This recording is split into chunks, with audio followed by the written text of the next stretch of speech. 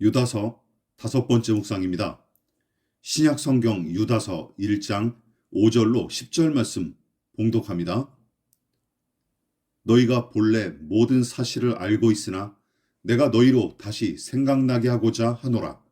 주께서 백성을 애굽에서 구원하여 내시고 후에 믿지 아니하는 자들을 멸하셨으며 또 자기 지위를 지키지 아니하고 자기 처소를 떠난 천사들을 큰 날의 심판까지 영원한 결박으로 흑암에 가두셨으며 소돔과 고모라와 그 이웃 도시들도 그들과 같은 행동으로 음란하며 다른 육체를 따라가다가 영원한 불의 형벌을 받음으로 거울이 되었느니라.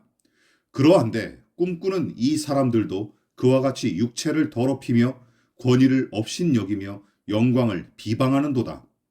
천사장 미가엘이 모세의 시체에 관하여 마귀와 다투어 변론할 때에 감히 비방하는 판결을 내리지 못하고 다만 말하되 주께서 너를 꾸짖으시기를 원하노라 하였거늘 이 사람들은 무엇이든지 그 알지 못하는 것을 비방하는도다.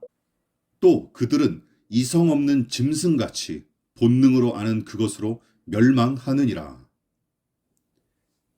이 편지의 발신자인 유다는 예수 그리스도의 인성을 부정하고 육체의 욕심을 따르도록 부추기는 이 영지주의자들을 꿈꾸는 자들과 이성 없는 짐승으로 부르며 신랄하게 비판하고 조롱했습니다. 신령한 체하기 좋아하는 어떤 목회자들이나 신자들은 욕설과 비판과 정죄 등을 무작정 저급하고 악한 것으로 취급하는데 성경을 모르거나 제대로 읽지 않는 사실이 이런 태도를 통해 탄로가 나기 마련이죠. 자, 어쨌든 유다는 영지주의자들의 주장을 주의하게끔 경고하기 위해 이 편지를 썼고 이 일을 심각한 사안으로 여겨 일회성으로 그치지 않고 여러 번 강조하여 가르쳤던 것으로 보입니다. 그래서 그는 죄악과 불의를 대적하고 심판하시는 하나님을 상기시킴과 동시에 자신의 논리를 뒷받침하기 위해 당시 신자들에게 익숙한 구약의 창세기와 또한 출애굽기, 또한 교회 안에서 통용되던 교리는 물론이고 모세 승천기로 부르는 외경까지 인용하죠.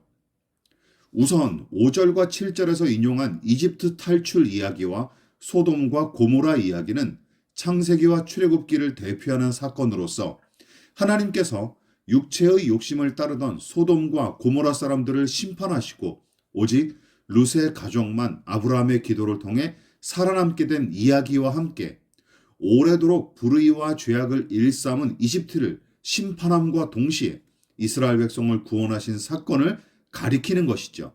또한 성경의 전반적인 교훈으로 언급한 내용은 6절로서 하나님께서 자신의 본분을 망각한 천사들을 큰 심판의 날까지 결박하고 가두어 두신 사실을 가리킵니다.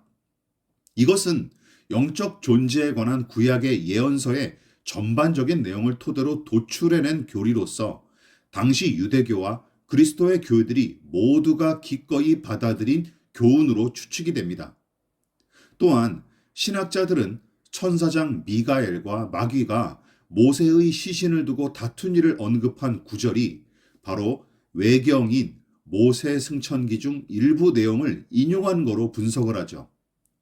물론 오래전부터 외경인 모세 승천기를 인용한 사실을 빌미로 유다서가 정경으로서 가치가 없는 책인 것처럼 평가절하하는 이들도 있었는데 그런 식으로 따지면 당시 떠도는 속담과 격언을 인용한 성경 구절은 물론이고 구약 이외의 유대교 신앙의 전통에서 형성된 여러 경전의 내용들을 인용한 다른 성경과 예수님의 가르침조차도 다 삭제되어야 마땅하죠.